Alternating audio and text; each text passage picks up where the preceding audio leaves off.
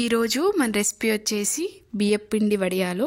చాలా క్రిస్పీగా టేస్టీగా ఉంటాయి. నాకు అల్లం పచ్చిమిర్చిని పేస్ట్ చేసుకోవాలి. గ్లాస్తో కొలుచుకొని బియ్యపు పిండిని వేసుకుంటున్నాము. ఇక్కడ మేము 2 గ్లాసుల బియ్యపు పిండిని వేసుకుంటున్నాము. కావాలంటే ఒక చిన్న కప్తో కూడా కొలుచుకోవచ్చు. దేంతో అయితే బియ్యపు పిండిని కొలుచుకుంటామో దాంతోనే నీళ్లు కూడా కొలుచుకొని వేసుకోవాలి. గ్లాస్ బియ్యపు పిండికి 2 గ్లాసుల నీళ్లు పోసుకోవాలి.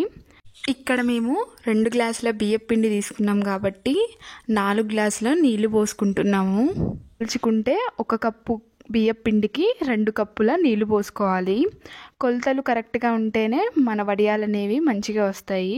ఇప్పుడు ఎసరు కోసం పెద్ద గిన్నె తీసుకొని దాంట్లో 1 గ్లాస్ బియ్యపు పిండికి 6 గ్లాసుల నీళ్లు పోసుకోవాలి.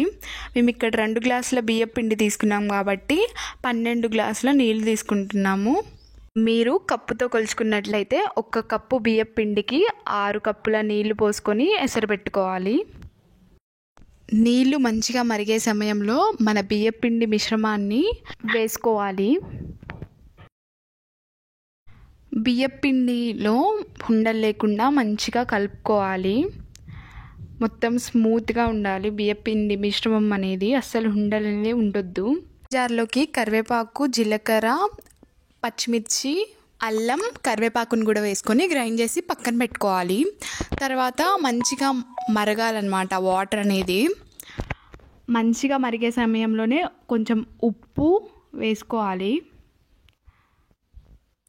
ఉప్పు వేసుకున్న తర్వాత ఉండలు లేకుండా కలుపుకున్న బియ్యపు పిండి మిశ్రమాన్ని కూడా చిన్నగా కలుపుకుంటూ కంటిన్యూస్గా కలుపుకుంటూ వేసుకోవాలి.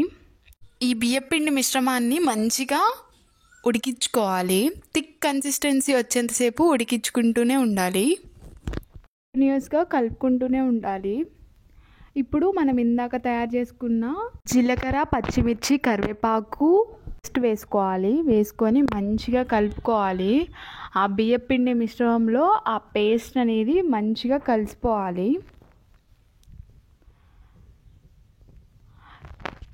కొంచెం థిక్ కన్సిస్టెన్సీ అనేది వచ్చింది కదా, కొంచెం ఆ పేస్ట్లో వాటర్ కలుపుకొని కూడా పోసుకోవచ్చు. మంచిగా థిక్ కన్సిస్టెన్సీ అనేది రావాలి ఈ మిశ్రమం మొత్తం. బియ్యపు పిండి మంచిగా ఉడికితేనే వడియాలు అనేవి మంచిగా వస్తాయి. ఆల్మోస్ట్ రెడీ అయిపోయింది మన మిశ్రమం అనేది. చూసారా, ఈ కన్సిస్టెన్సీలోకి వచ్చిన తర్వాత గ్యాస్ ఆఫ్ చేసుకొని మనం వడియాలు వేసుకోవడానికి రెడీ అయిపోయింది. ఇప్పుడు మంచిగా ఒక మంచి కాటన్ శారీని తీసుకొని దాని మీద మనకు నచ్చిన సైజులో వడియాల్ని వేసుకోవాలి.